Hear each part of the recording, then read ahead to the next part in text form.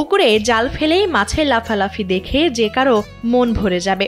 কৃত্রিম খাবার দিয়ে এখন পুকুরে চাষ করা হচ্ছে কোরাল মাছ।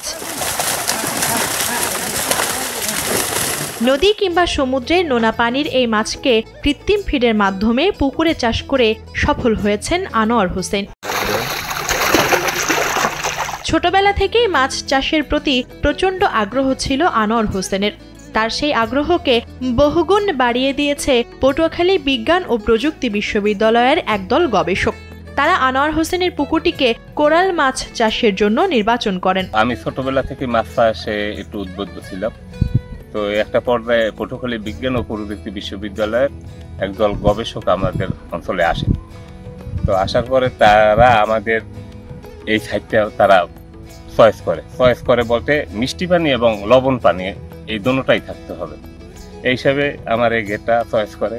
এভাবে টোটাল 30টা পুকুর তারা সিলেক্ট করে। প্রায় 1 বছর আগে পটুয়াখালীর লতাচাপলি ইউনিয়নের মাইট ভাঙা গ্রামে পুকুরে কোরাল চাষ শুরু করেন আনোয়ার হোসেন। সে সময় বাংলাদেশে কোরাল মাছের রেণু না থাকায় থাইল্যান্ড থেকে 7 শতাধিক পোনা আমদানি করে এই মৎস্য চাষীকে সরবরাহ করা হয়। আমাদের বাংলাদেশে এই কোরাল মাছের কৃত্রিমভাবে কোরাল মাছ থেকে যে বাচ্চারা উৎপাদন হয় এটা আমাদের বাংলাদেশে ছিল না। তো থাইল্যান্ড থেকে তারা আমাকে 700 পিস মাছ দিয়েছে। দেওয়ার পরে গত বছর সেপ্টেম্বর মাস থেকে এবছর সেপ্টেম্বর মাসে আমি মাছটা ধরছি। কোরালগুলোকে খাদ্য হিসেবে দেওয়া হয়েছে গবেষকদের উৎপাদিত সিউইড সমৃদ্ধ কৃত্রিম ফিড। সঠিক পরিচর্যায় মাত্র 1 বছরের ব্যবধানে আনোয়ারের পুকুরের একটি কোরালের ওজন হয়েছে 3 থেকে 4 কেজি।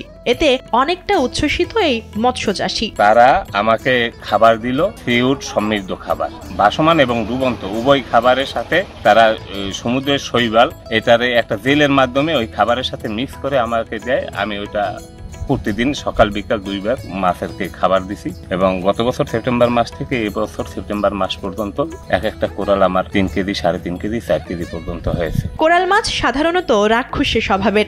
দেশীয় প্রজাতির মাছের সাথে চাষ করলে কোরাল মাছ বাকি সব মাছগুলোকে খেয়ে ফেলে। ফলে চাষিদের লাভের বদলে গুনতে হতো লোকসান। প্রথমবারের মতো রাক্ষসী এসব মাছকে কৃত্রিম ফিডের মাধ্যমে বাণিজ্যিকভাবে চাষ করে বেশ লাভবান হয়েছেন কৃষক। আমি এ পর্যন্ত 70,000 টাকার মতো বিক্রি করছি। আরো কিছু মাছ আছে। আমি মনে করি এই মাছটা যদি কোনো কৃষক এখন বাংলাদেশে যে কক্সবাজারে যে পোনাটা পাওয়া যায় ওটা দিয়ে যদি কোনো কৃষক এই মাছটা ফালাইয়ে যদি তাকে সঠিকভাবে পরিচর্যা করে, এখান থেকে আমি সফল হয়েছি। এখান থেকে যে কোনো চাষি সফল হইতে পারবে। কৃত্রিম খাবার দিয়ে বাণিজ্যিকভাবে কোরাল চাষে এখন উপকূলীয় অনেক কৃষকই আগ্রহী হচ্ছেন। বর্তমানে কক্সবাজারে উৎপাদন হচ্ছে কোরাল মাছের পোনা। ফলে কোরাল পোনা সংগ্রহ করা যেমন সহজ হয়েছে, তেমনি কৃত্রিম খাবার দিয়ে এই জাতের মাছ পুকুরেও চাষ করে সফল হওয়ার সম্ভাবনা তৈরি হয়েছে। বাজারে কোরাল মাছের দাম বেশি হওয়ায় আনোয়ারের মতো অন্যরাও এই চাষ পদ্ধতিতে লাভবান হওয়ার স্বপ্ন দেখছেন।